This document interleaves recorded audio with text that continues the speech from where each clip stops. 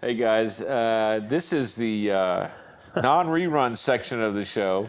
No, we came in late tonight. We both had busy days, right? Yep. So Hello, Pahrump.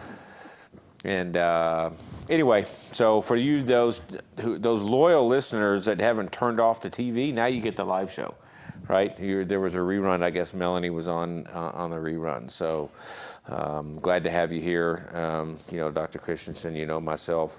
How was it at your office today?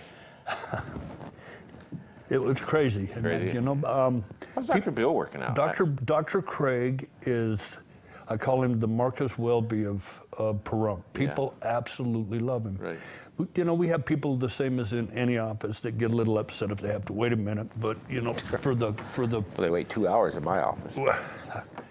for the majority of the people that come in there, they're very, very happy with the service. And the fact that they can go to one shop and get everything that they get. The feedback we're getting is great. Yeah. The feedback I'm getting, I'm going to have you, I'm using this 9-watt laser, which is a very high-powered laser, and I'm getting results with that for chronic pain like you can't believe. Okay. Really, really, really successful. So where are you seeing your best results? I'm treating musculoskeletal, anything from tendonitis in the elbow to the shoulder to plantar fasciitis to diabetic neuropathy to fibromyalgia. I'll take and hit a dozen trigger points for the fibromyalgia, and it's amazing. People are sleeping better. And if they're getting the sleep, they're feeling better. How much does that cost? It's included in what we do. Our office visits are not real expensive, but people can't afford it because we don't make it tough on people, or we just, So if someone, doesn't have the right insurance, they're on senior dimensions or something, you're like $20, $25. That's a $30 treatment, but they're not just getting the laser. Okay, they're getting the stretching, they're getting heat, stem, traction. Okay. Well, that's a good deal. Yeah. That's a real good deal. Yeah. So. But we're having great success with it. Great success with it. So if you're out there and you do have some of those pain issues, like a bursitis or a tendonitis or something like that, even we've been prescribing Voltaren gel or something like that, this is a nice adjunct on top of that. Diabetic neuropathy. Getting good results with that. Plantar fasciitis and diabetic neuropathy, Two difficult things to treat. Yeah, very difficult, but very, very good success with it. Okay, all right. So keep that in mind out there, our viewing audience, that if you're getting those, if you have those issues and you're not getting the relief, gabapentin and Lyrica cause weight gain, tiredness. Marijuana's helped maybe a little bit if you're using that and you need something else. You see the lasers on TV, and I think the reason they work is because they increase blood flow. That's exactly how it works. They increase blood flow, which breaks down the bradykinins and the prostaglandins to help flush them out. To help flush them out so they're not setting in the tissue. Right. It helps clear all of the mediators of pain, right? Yeah. So bradykinins and all those other things, mediators of pain. We got our rehab equipment in. You're going to have to come over and see the rehab equipment. So now, we can do a significant amount of strengthening and flexibility work. Okay. It's taking shape. You know what's amazing? When we opened that over there, we had 5,000 square feet. We're out of space. Yeah. And our parking lot's a crack up, man. Yeah, I know. It fills up. But you got all that space behind the VA clinics. Here the problem is with the flooding that we've had recently. Oh yeah, that's a lake out there, right? It's 2 feet of water over there. Lake VA, right? Yeah. So.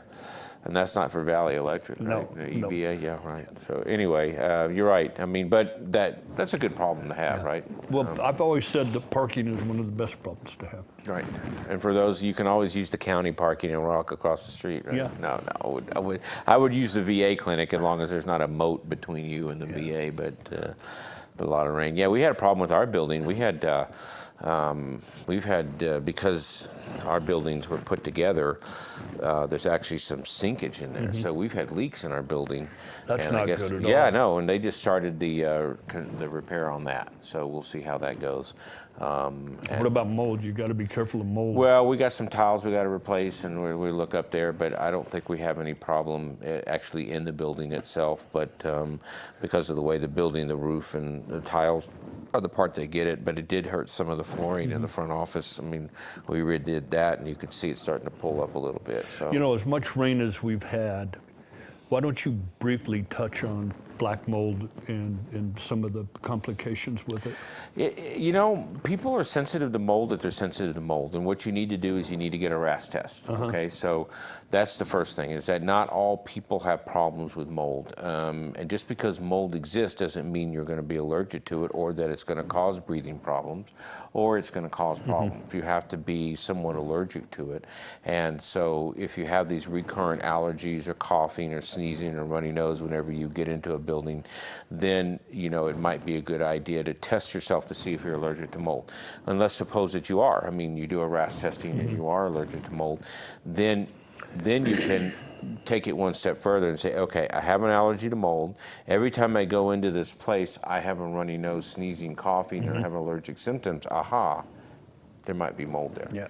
As opposed to doing a test for mold, because that doesn't do you any good, right? I mean, mold's everywhere, right? I mean, Well, as much rain as we've had, you know, the spores, you know, no, dries out and gets a little but the warm. beautiful thing about it is right now we'll go through a phase, and then in the summertime it'll get hot and it'll kill it all. Yeah. So, but the desert is not. Desert blooms, but what I think is more of a problem in this is that we as people bring in all this artificial plants, and we start planting grass, you know, all the stuff that doesn't naturally indigenous to this area, and we grow it, and then we have problems. So the big thing is to test and see if you have allergies, and if you do, it's a simple blood test. I mean, it doesn't require, the skin testing was the old thing, and that's dangerous because if you're allergic to it and they put it in your skin, well, you know. So I would use that, and then obviously, you know, I think it's a scam when the people come in and do your vents in your house.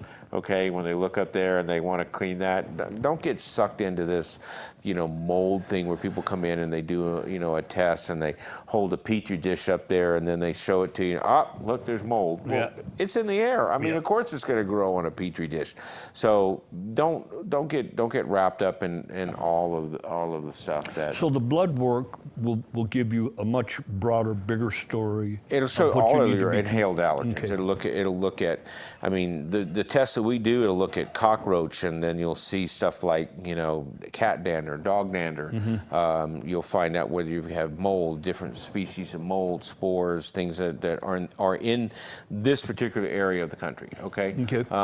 Black. You know, I've had a couple people that say they have black mold. Okay. Well, if you look at people who have air conditionings and things like that, you'll see some dirt on the paint. That's not mold. I mean, that's just basically dirt, okay?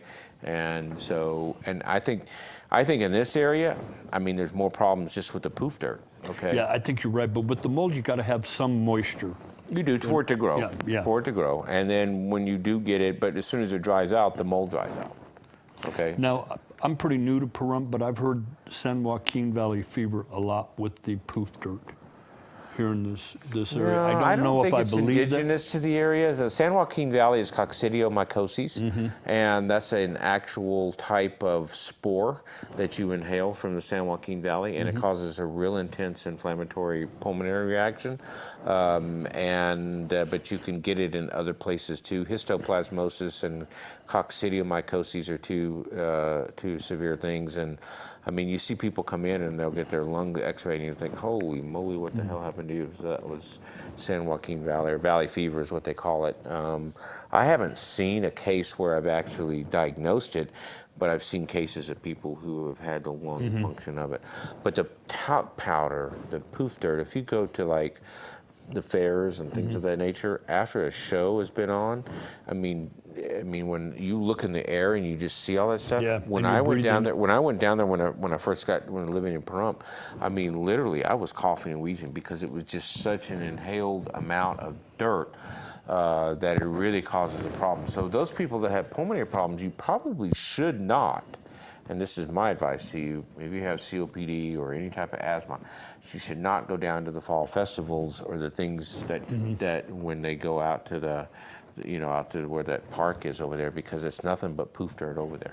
And it's just like this stuff up here. So, and when I first moved here, maybe before you did, I mean, half the roads weren't done. Yeah. And so, I mean, you'd go down a road and that'd be that white dust and your house would be covered with it. Yeah. And I mean, you couldn't get it out of the air. So now that they've chip sealed a lot of the roads, that has made a big difference for that. But there's still a few roads that come in. So, hey, you guys, I don't know if anybody turned off the phone, but 727-8750, I mean, we're missing all our callers, maybe Ray, and they just turned off the tube, you know, and they... I just don't see Ray doing that. Yeah, I don't know. Maybe, I hope he's well, and all is well, and then Chuck and all the other people. But yeah, well, if you don't call in, we're gonna go to break here in another minute, and then we'll pick up another topic. A few things that came into my office today that I can talk about. There's always good things that come in. People still coming in for medical marijuana cards. Are they? Yeah. Are they still harassing the people? That I'm not aware of, but I still think it's possible. So I think it's still a work in progress. Nobody really knows what's going to happen with all that. Someone said, Ray says they are down at the sheriff's department, but I don't know. But I do know that if you're still using marijuana, you know, a lot of renewals are coming in, and I think time will tell. Anyway, we'll bring that subject up and maybe a few others when we come back from the break. Thanks for tuning in.